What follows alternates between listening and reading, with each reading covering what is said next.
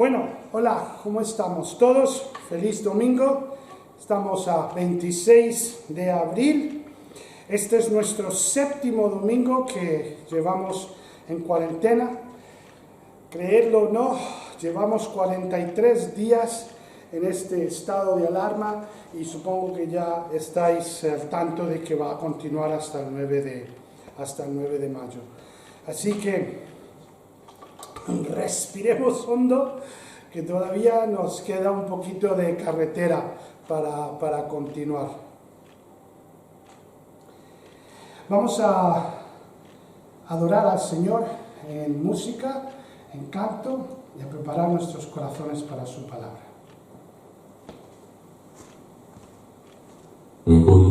Encontré, sí, yo encontré la roca de salvación. Jesús, la roca eterna es, abrigo en la tempestad. Estaré seguro, Señor, por donde he de andar. Seguro en la tempestad. Yo sé que en Jesús puedo encontrar, si encontrar, si necesitar. Yo sé que en Jesús puedo encontrar abrigo en la tempestad. Encontré, sí, yo encontré la roca de salvación. ¿Para qué había que confiar en este abrigo que no iba a faltar? Pues voy a estar seguro en la tempestad. Yo sé que en Jesús puedo encontrar, si necesitar. Yo sé que en Jesús puedo encontrar abrigo en la tempestad. Si vientos de aflicción soplan, el mar comienza a enfurecer, yo sé que salvo estaré, abrigo de mi buen Jesús, mi amigo, sí, Cristo, mi Señor, el Señor. Roca contra el mal, yo sé que Jesús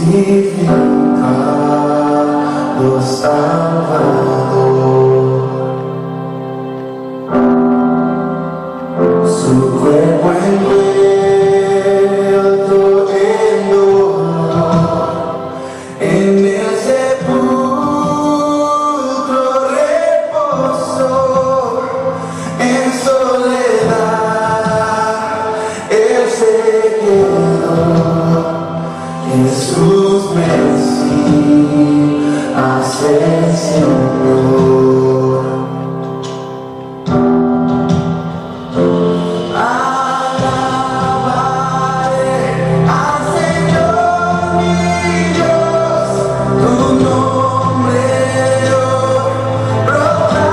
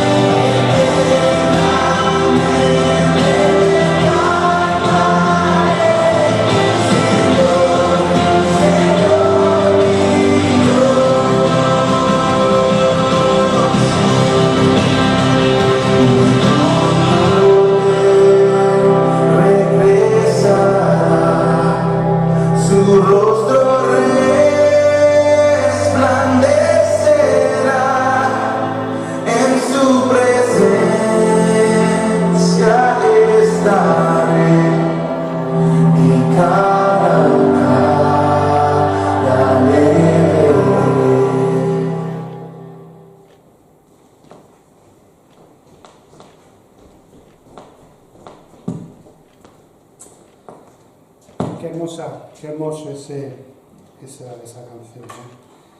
Muy bien, vamos a continuar con nuestro estudio que comenzamos la semana pasada. Dije que íbamos a hacer una pequeña serie en la lucha espiritual y este es el segundo de estos mensajes. En un tiempo atrás hablamos un poco de liderazgo espiritual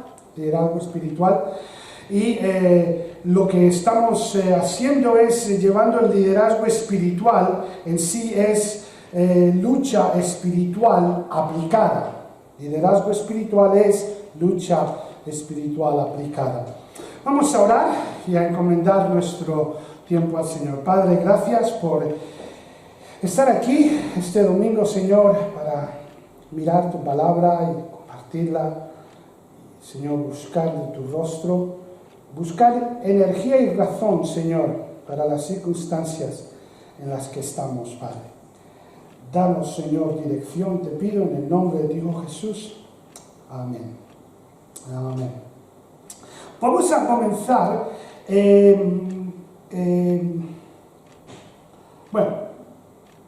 Después les leo. En Efesios capítulo 6, la semana pasada, versículos del 10 al 17, vimos este pasaje que habla de la armadura del cristiano, ¿no? En esta armadura y en este pasaje, que no fue mucho lo que vimos, sí concluimos que la terminología, y la armadura son de defensa, ¿no? Es un estar en un modo defensivo, porque aún la espada, yo sé que estaréis pensando, era para usarse en forma defensiva cuando el enemigo se acercaba más de lo necesario. La postura en este pasaje del guerrero cristiano ha de ser una de, dijo 3 veces, estar firme, tomar tu posición de una forma firme. Si la postura defensiva, entonces se da si la postura es defensiva, entonces se da por sentado que el soldado está firme en el territorio ya conquistado, en el territorio que él ya ha conquistado. La confianza que surge entonces para que esto ocurra es el saber quién soy y dónde estoy.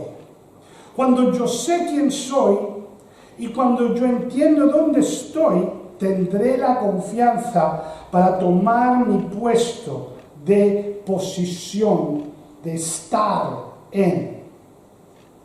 Las áreas de lucha que miramos la semana pasada, dijimos que es nuestra vida personal, nuestra vida familiar y calificamos otras cosas bajo vida profesional.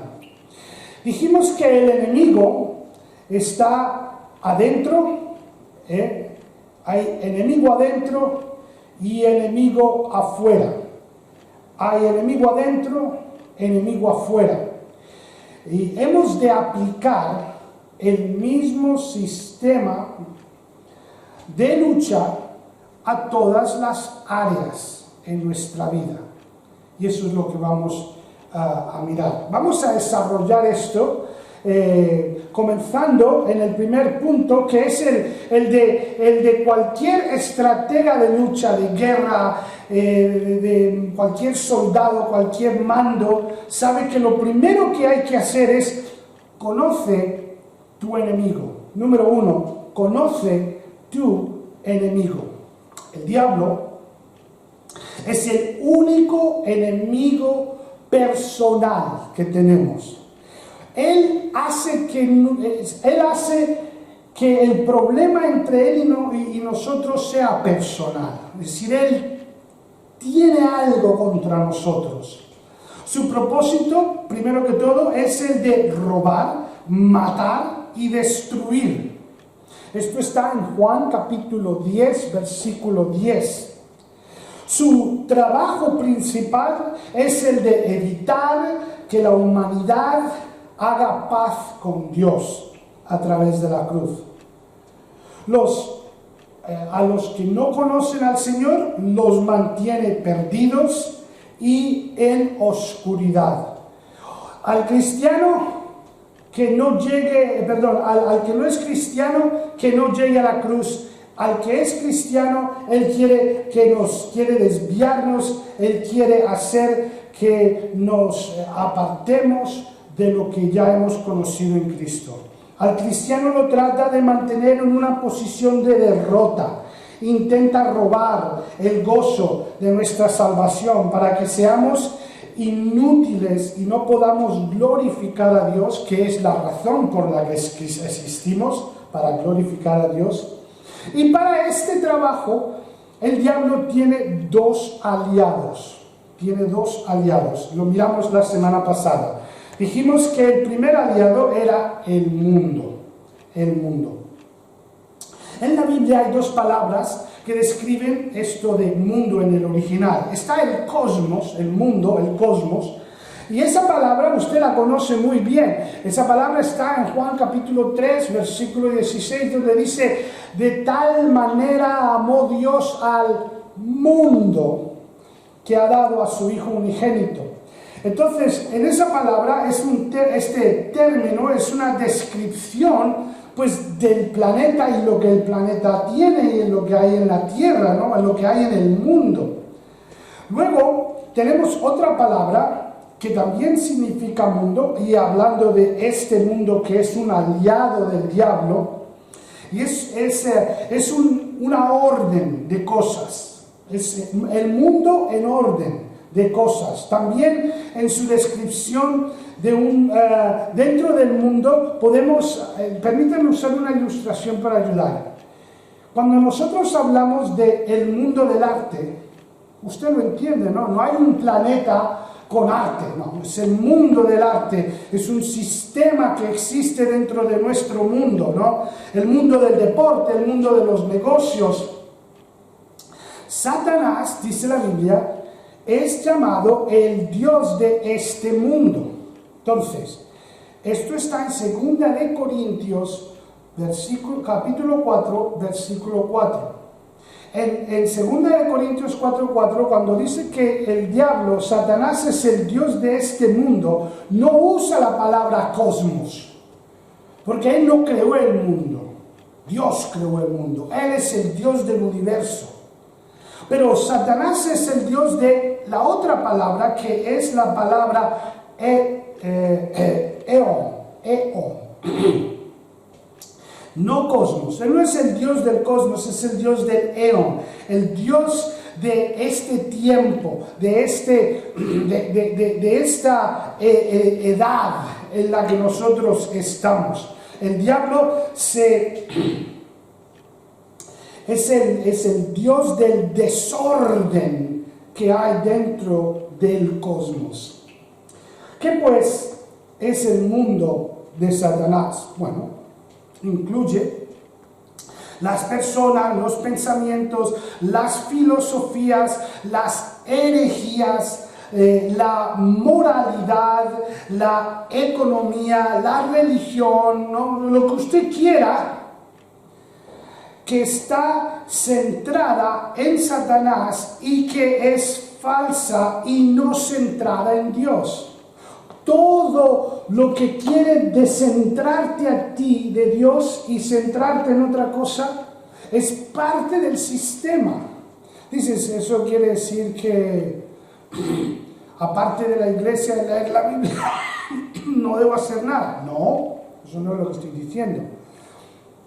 Pero lo que sí estoy diciendo es que cualquier cosa que te quite, que te descentre de fijarte, de vivir tu vida en Cristo Jesús, es parte del mundo que el diablo usa para descentrarte a ti. Perdón. El segundo de sus aliados, también lo miramos la semana pasada, es la carne. La defectuosa naturaleza caída. El Espíritu de Dios es contrario a esa naturaleza pecaminosa. Tentación, entonces, es el método del diablo en capitalizar en la inclinación que tenemos al mal. Él capitaliza en nuestras vidas, Él se apodera de nuestras vidas, por decir, a través de la tentación, porque a través de la tentación Él entra en estas áreas débiles nuestras, en donde estamos inclinados al pecado, para apartarnos del caminar con el Señor. Entonces hemos de conquistar, no de estar bajo el poder de la mismísima carne. Entonces el diablo, dijimos, es el enemigo personal. Él tiene dos aliados, dos influencias para llevar a cabo su trabajo.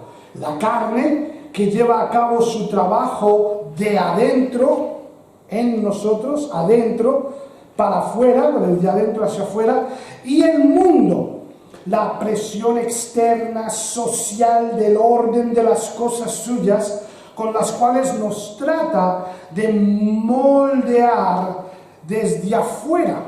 Por eso dice en Romanos 12, versículo 2, no os conforméis a este siglo, a este mundo, a este control o descontrol que el diablo tiene. No dejes que el mundo, el siglo en el que vivimos, te moldee a ti en las cosas del mundo. No te dejes moldear. Entonces, tres enemigos: el diablo, el mundo y la carne. Ahora, esto nos lleva a nuestro segundo punto, y es, ¿y Jesús? ¿Cómo ha lidiado Jesús con estos enemigos? ¿Ha él lidiado de alguna forma? ¿Cuál es la relación de Cristo con estos tres enemigos? Para ello quiero leerles la Biblia. Creo que lo mejor en este caso es que vayamos a la Escritura para que lo veamos con nuestros ojos, para que veamos cómo Jesús ha tratado con nuestros enemigos. Primero, el diablo. Y para ello quiero leerle desde el libro de Hebreos, capítulo 2 y versículos 14. Quiero leerle el versículo 14. Dice así: así que, por cuanto los hijos participaron de carne y sangre, Él también participó de lo mismo, para destruir por medio de la muerte al que tenía el imperio de la muerte, esto es, al diablo. Él participó, Jesús participó de sangre y carne, se hizo humano, se hizo hombre. ¿Para qué? Para destruir, para que Él pudiese destruir por medio de su muerte al que tiene, al diablo, al que tiene el imperio de la muerte. Esto es al diablo. Primera de Juan 3, versículo 8. Es otro versículo que nos habla de cómo fue que Jesús se relaciona con nuestros enemigos. Hablando del diablo, dice: para esto apareció el Hijo de Dios, para deshacer las obras del diablo. Para esto apareció el Hijo de Dios, para deshacer las obras del diablo. ¿Y el mundo? ¿Cuál ha sido la relación que Jesús ha tenido en su lucha, digamos, con el mundo? Él nos dice a nosotros, aquí en Juan 16:33, Juan 16:33 dice: en el mundo tendremos aflicciones, pero confiad, dice Jesús, yo he vencido al mundo.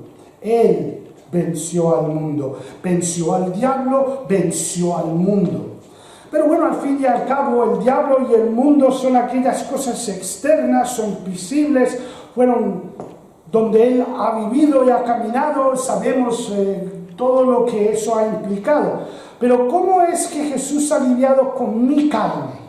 Porque al fin y al cabo la carne es mía, es lo que hay en mí. ¿Cómo él se ha relacionado con este enemigo mío personal que yo tengo? En Romanos capítulo 6, y vamos a leer este pasaje un poquito más adelante, vamos a leerlo todo. Vamos a leer Romanos del 3 al 14 más adelante, pero en el versículo 6, simplemente nos dice a nosotros lo siguiente, sabiendo esto, que nuestro viejo hombre fue crucificado juntamente con él. ¿Qué pasó con la carne? ¿Qué pasó con el viejo hombre? Fue crucificado con él, para que el cuerpo del pecado sea destruido, a fin de que no sirvamos más al pecado. Entonces, nos dice a nosotros que Dios ha vencido, ha destruido por medio de la cruz a la carne. Jesús ya venció al diablo, venció al mundo, venció la carne, la nuestra. Ahora, las aplicaciones de su victoria, ¿cómo aplico yo su victoria en mi vida? Número 3, la aplicación de su victoria a nuestras luchas. ¿Cómo aplico yo lo que Él ha hecho a mi vida cotidiana y diaria? Para ello, deberíamos de leer Romanos capítulo 5, versículos del 12 al 19, porque en ellos tenemos un pasaje muy interesante, y es lo que somos por ser hijos de Adán, siendo hijos de Adán, ¿qué significa eso? Y lo que somos por ser hijos de Dios, Este pasaje es un pasaje que nos muestra a nosotros esta correlación de lo que éramos y lo que somos, a quién era nuestro representante antes y quién es nuestro representante ahora. En Adán, dice la palabra, que somos pecadores ya condenados. En Adán, pecadores ya condenados. Pero en Cristo somos justificados. ¿Qué quiere decir? Quiere decir que hemos sido juzgados. Fuimos encontrados culpables. Pero porque Jesús se prestó a morir por nosotros, a pagar nuestra deuda, entonces nosotros fuimos declarados inocentes. No por ser inocentes, pero porque otro fue el sustituto de nuestro castigo. Y a nosotros se nos pasa entonces ese acto de perdón. Voy a leerles el versículo 12, porque en el versículo 12 dice que por un hombre, Adán, todos pecaron.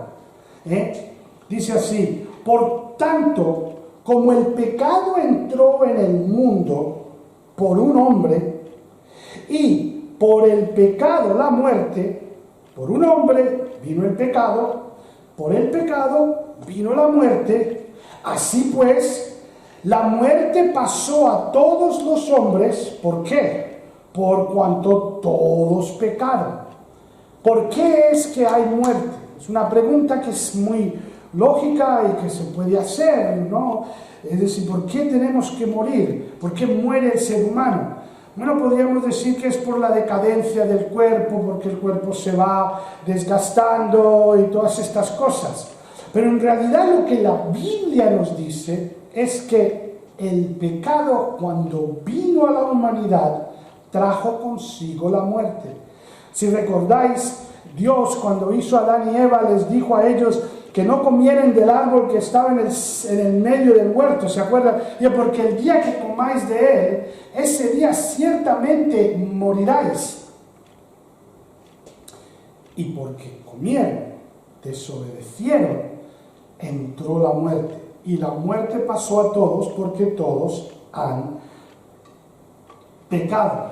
Ahora, Si alguno está pensando un poquito más, digamos, agudamente y dice, pero un momento, el cometer una infracción es porque hay una ley. Si no hay una ley, pues entonces nada puede decir que has cometido una infracción.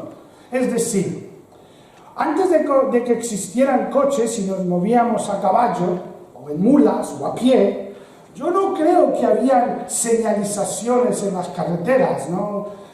Una sola dirección, doble vía, se da el paso, stop. No creo que existían esas cosas. La ley trae consigo el quebrantamiento de ella, es decir, el que rompe la ley es cuando es culpable. Entonces, si Dios dio la ley en el monte Sinaí con Moisés, ¿por qué había muerte antes? Y eso lo contesta Pablo. Antes de que hagamos la pregunta, Pablo lo que quiere mostrar es que en nosotros ya radica la razón para la muerte, que es el pecado. Entonces, voy a leerles a ustedes desde el versículo 14 de Romanos 5.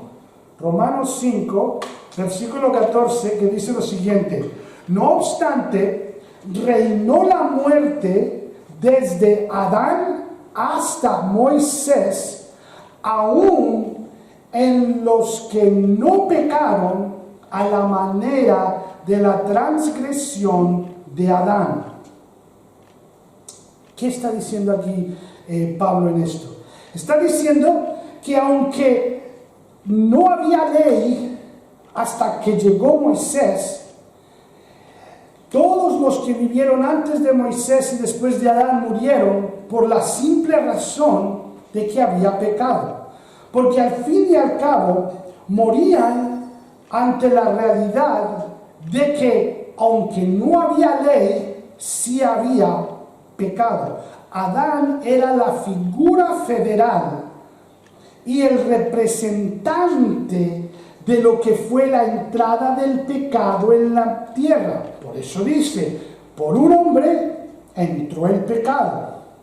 Entonces no es necesariamente ley. Con esto lo que estoy diciendo es lo siguiente: no es lo que tú haces que te separa de Dios. Si tú no has hecho paz con Dios, si tú no te has arrepentido de tus pecados, si tú no has llegado a la cruz, si tú no has nacido de nuevo, tu separación con Dios no viene a causa de lo que has hecho, viene a causa de lo que eres. Eres una persona en Adán. Y en Adán, él como figura federal es el que trajo el pecado, por lo tanto hay pecado en ti y tú estás separado de Dios. Y lo que entra en nosotros es muerte. Pecado trae la muerte y todos morimos porque todos hemos pecado. Ese es el concepto de Pablo aquí en Romanos. Pero hay un alivio. Hay una segunda opción, y él la presenta en que en Adán estamos muertos, pecado, pero en Cristo hay otra opción. En Cristo Jesús hay perdón, hay justicia, hay vida. Y esto es lo que él nos explica a nosotros desde el versículo 17 al 19 de Romanos 5. Romanos 5, 17 al 19 nos dice lo siguiente: pues si por la transgresión de uno solo reinó la muerte, Adán, por uno solo reinó la muerte, mucho más reinará en vida por un solo, mucho más reinará vida por uno solo, Jesucristo. Jesús trajo vida. Los que reciben la abundancia de la gracia y del don de la justicia. Así que, como por la transgresión de uno vino la condenación a todos los hombres, de la misma manera, por la justicia de uno vino a todos los hombres la justificación de la vida. Uno trajo muerte, otro trajo vida. Porque así como por la desobediencia de un hombre los muchos fueron constituidos pecadores, Adán hizo que todos fuéramos pecadores, así también por la obediencia de uno, Jesús, los muchos serán constituidos justos. Por uno, todos somos encontrados pecadores, pero por el acto de uno, todo el que quiera puede ser encontrado justo. Quiero ilustrar esto de una manera. Seguro que ustedes todos saben que los Estados Unidos en su tiempo tuvo un proyecto espacial llamado el transbordador. Hicieron varios, no era solamente uno. Y había un transbordador llamado el Challenger. Y si sabes algo de la historia de estos transbordadores, el 28 de enero de 1986, el Challenger dejó de existir. Yo recuerdo, yo estaba mirando la televisión aquel día, estábamos viendo el despegue del Challenger, y el Challenger despegó y duró en el viaje solo unos segundos. No recuerdo exactamente cuánto, pero no llegó al minuto. Y de pronto algo ocurrió, y los que no entendemos estábamos mirando y dijimos, uy, eso qué raro, ¿qué está pasando? Vimos mucha cosa, como piezas, como que... Y lo que estaba ocurriendo delante de nuestros ojos era que el Challenger se destruyó en el aire. Toda esperanza fue perdida. Los que viajaban en el Challenger perdieron toda esperanza de vivir. Pero hay otro transbordador, existe otro transbordador que se llama el Enterprise. El Enterprise, su última misión, su último vuelo, lo hizo el 27 de abril del 2012. 27 de abril del 2012. Por lo tanto, podríamos decir el hecho de que a ese transbordador lo jubilaron, no se destruyó. Todos los que viajaron en el Enterprise fueron victoriosos. Los que viajaron en el Challenger no tan victoriosos, ¿no? Esos perdieron la esperanza.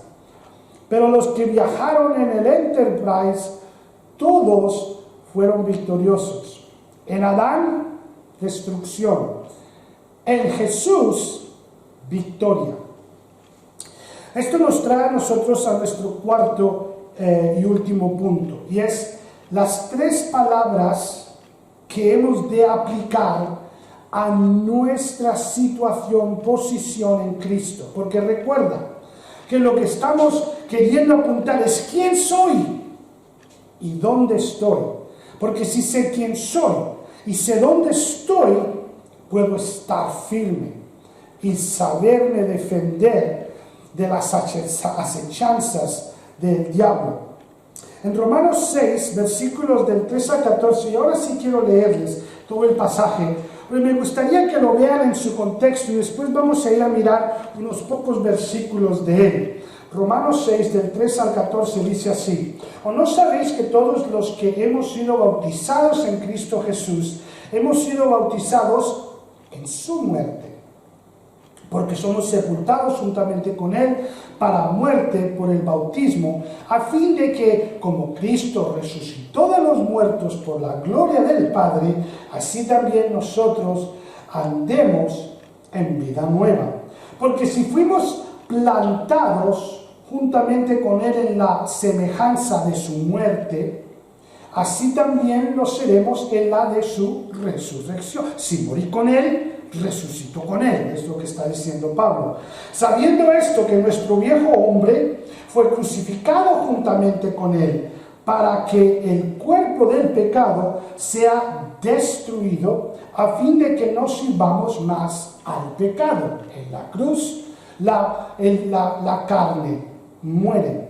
Y si morimos con Cristo, dice, creemos que también viviremos con Él. La resurrección, la victoria. Sabiendo que Cristo, habiendo resucitado de los muertos, ya no muere. La muerte no se enseñorea más de Él. Si Cristo resucitó, Él no va a morir más, venció la muerte ya no tiene poder de Él. Si yo estoy en Cristo, es lo mismo para mí. Versículo 11. Así también vosotros considerados muertos al pecado, pero vivos para Dios en Cristo Jesús, Señor nuestro. No reine pues el pecado en vuestro cuerpo mortal, de modo que lo obedezcáis en sus concupiscencias. Ni tampoco presentéis vuestros miembros al pecado como instrumentos de iniquidad, sino presentaos vosotros mismos a Dios como vivos de entre los muertos, y vuestros miembros a Dios como instrumentos de justicia, porque el pecado no se enseñoreará de vosotros, pues no estáis bajo la ley, sino bajo la gracia. ¿Cómo aplico yo la victoria que Jesús ha tenido sobre los enemigos, mis enemigos? ¿Cómo aplico yo eso sobre mi vida? Hay tres palabras que Él nos indica aquí, Pablo nos indica en este pasaje de Romanos 6, que merecen nuestra atención. La primera está en Romanos 6:6, donde dice lo siguiente. Romanos 6:6 dice, sabiendo esto, que nuestro viejo hombre fue crucificado. La palabra saber es una palabra cognitiva de entender. Es sabe, conoce, aprende, digamos, grábatelo, ¿no? Aquí hay información, data que necesita ser conocido. Sabiendo que el viejo hombre fue crucificado. Ahora, yo le quiero hacer una pregunta. Primero, déjame hablar de la cruz por un momento.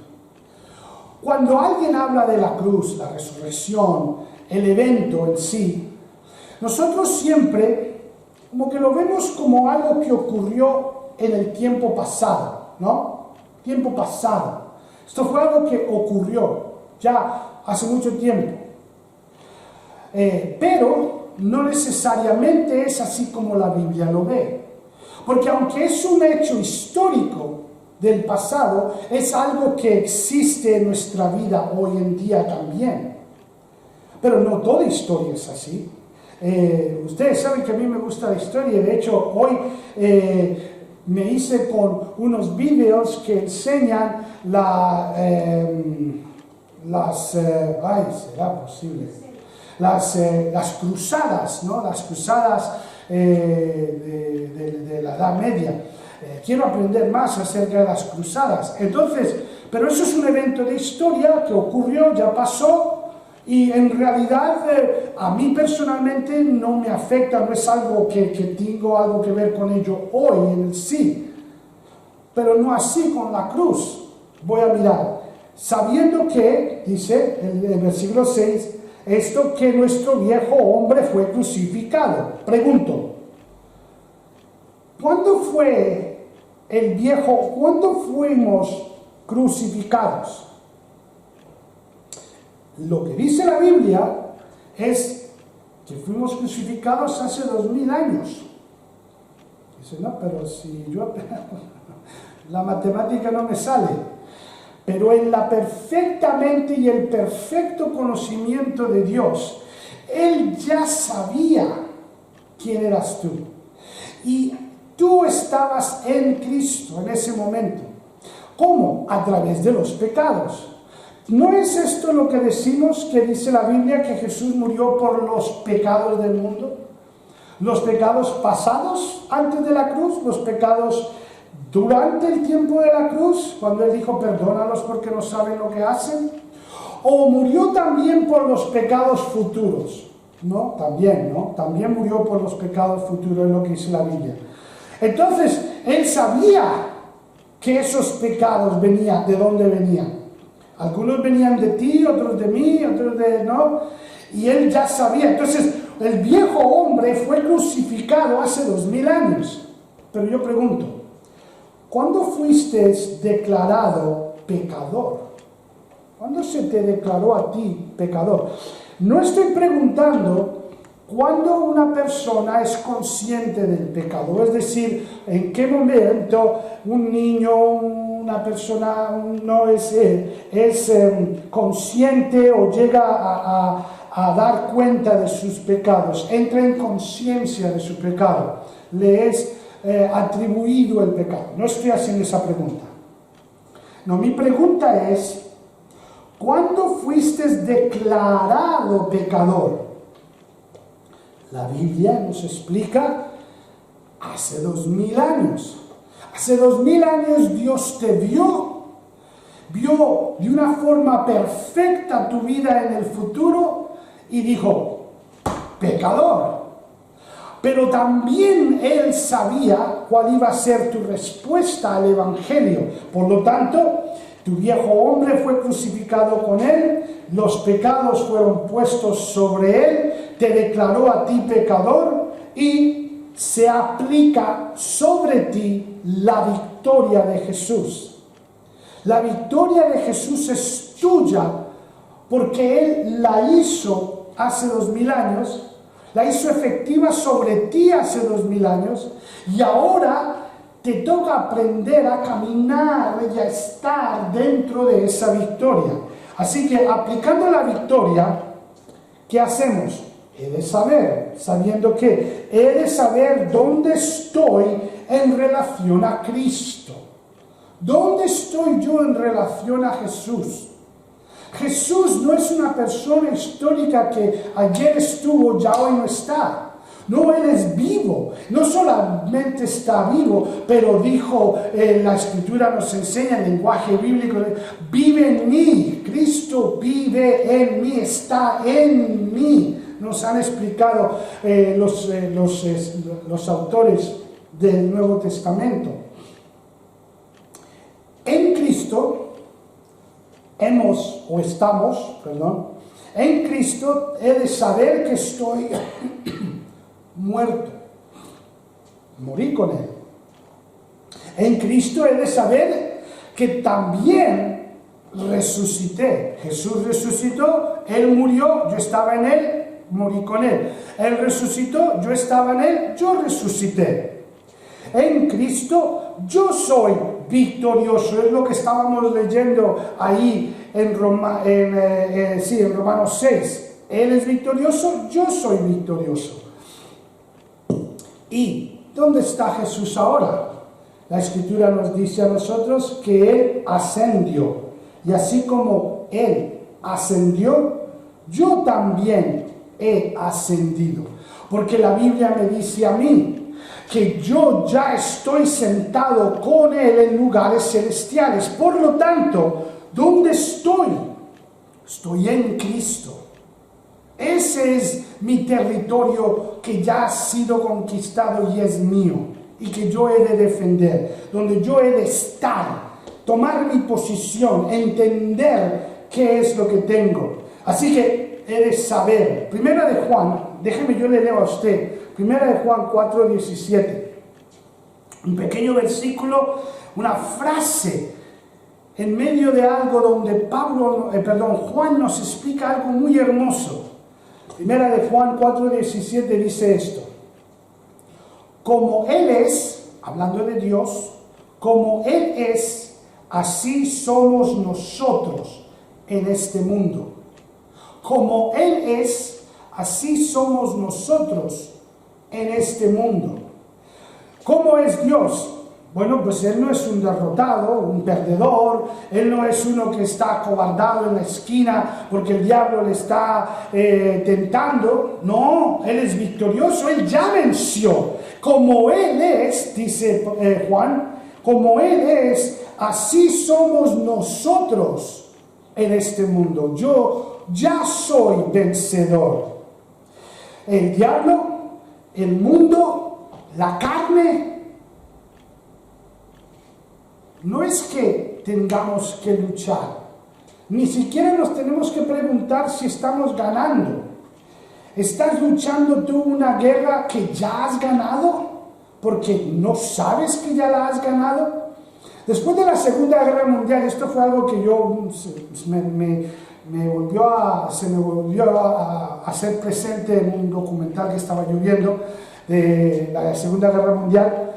La cantidad de batallas que hubieron después de la guerra, después de que abdicó Japón y también Alemania, siguieron pequeñas batallas en sitios donde no había llegado la noticia de que los perdedores ya habían perdido y los ganadores ya habían ganado. Y cuando llega la noticia, pues acaban las batallas, porque dicen, ¿y para qué estamos peleando si ya perdimos? Y los otros, ¿y para qué estamos peleando si ya ganamos? Esto nos trae a la segunda palabra de estas tres palabras de aplicación. La primera, saber, sabiendo que el viejo hombre fue crucificado. Número 2, consideraos.